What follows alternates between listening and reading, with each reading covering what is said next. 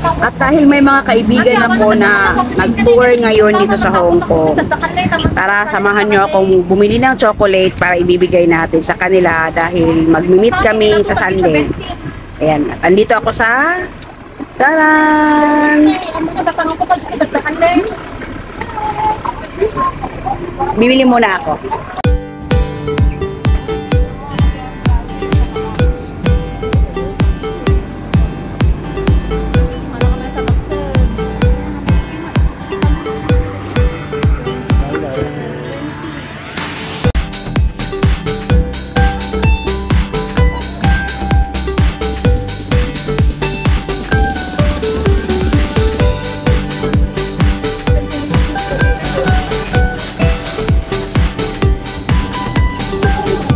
Ayun, ang gatas.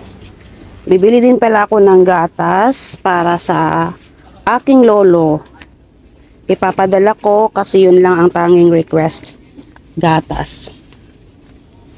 Yun lang ang ipapadala ko at saka yung bibili ako ng tsokolate para doon sa mga kaibigan ko. At least naman, kahit papaano may maibigay tayo bago sila umuwi.